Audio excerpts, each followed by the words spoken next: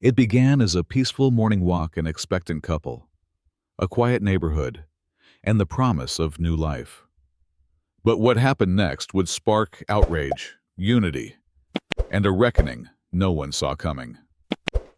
When an HOA president crossed the line in the most unthinkable way, one community rose to take its power back.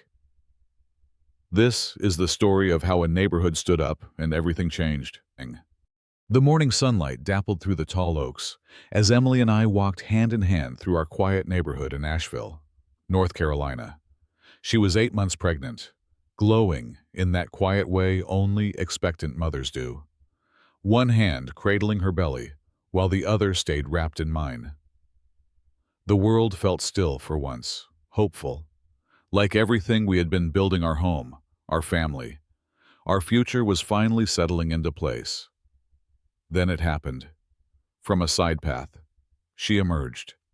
Karen Miller, HOA president. A woman so entangled in her own sense of authority that even the squirrels seemed to avoid eye contact. She was known for her clipboard, her unsolicited commentary on mailbox placement, and her habit of patrolling with a tape measure. But this time, she didn't bring warnings or forms. She brought something worse. Without a greeting, without a word. Karen reached forward and placed her hand on Emily's stomach. Her fingers splayed possessively, like she was checking inventory. Then she said it. Cold and mechanical, "This is HOA property." It took a full second for the sentence to register. Emily recoiled as if struck. Her arms wrapped around her belly protectively, face pale with shock. I felt something primal ignite in my chest. Rage, disbelief, fear. All of it, crashing through me at once. I stepped forward, my voice caught somewhere between yelling and trembling. But I wasn't the first to act. Jim Harper, our neighbor, a retired Marine and gentle giant, had been watering his porch plants just a few feet away. Before I could speak, he was there. Calm, fast, controlled. He restrained Karen carefully, but firmly, bringing her to the ground without injury.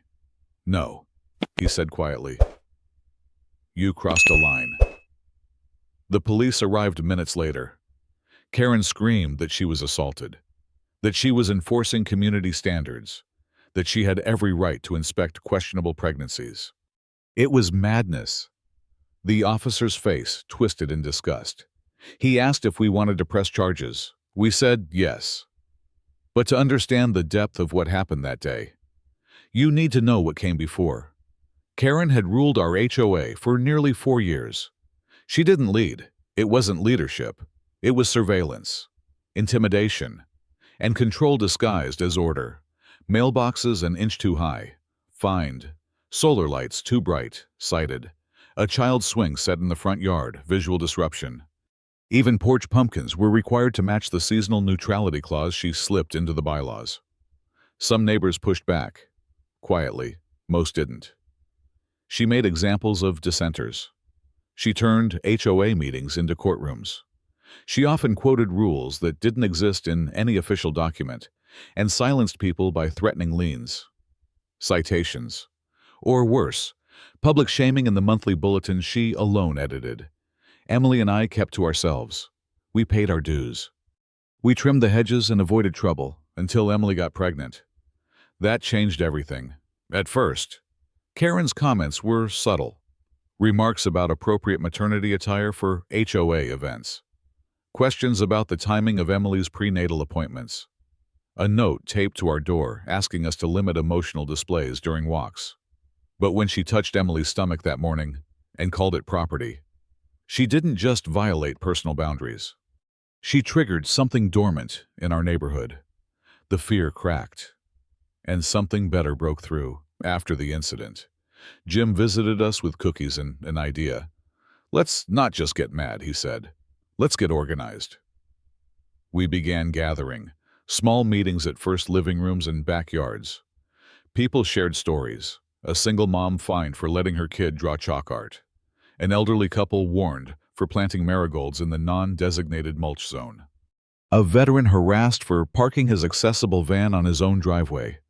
We created a digital archive of complaints, screenshots of emails, copies of absurd fines, recordings from HOA meetings where Karen twisted every concern into an attack.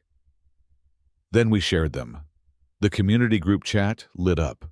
Voices that had been quiet for too long spoke up with clarity, with anger, with truth. We requested a special vote under the HOA bylaws, ironically, the very ones Karen had used against us. We gathered signatures from over half the neighborhood, enough to call an emergency meeting and demand a vote of no confidence. Karen, somehow, still showed up to that meeting in a red blazer and pearl earrings. Convinced she would win, she didn't. Jim spoke first. "This isn't about rules," he said, voice steady. "It's about dignity, safety, respect. No one owns another person's body. Not on this street, not in this lifetime." Applause erupted. The vote was unanimous.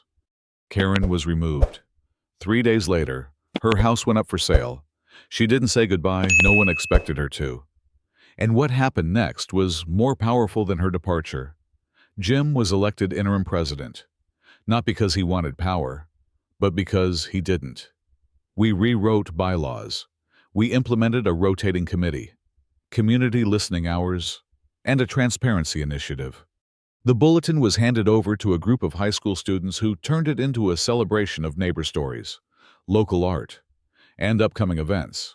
We held our first block party in years. Emily gave birth to a healthy baby girl 1 month later. We named her Grace.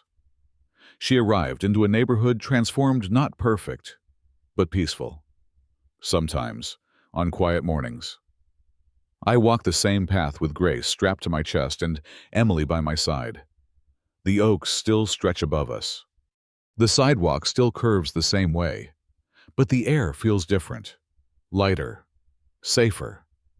We tell Grace the story sometimes, not about the grab or the chaos, but about the strength of neighbors who stood together, about how one moment of violation became the spark for change. Because that's the truth of community.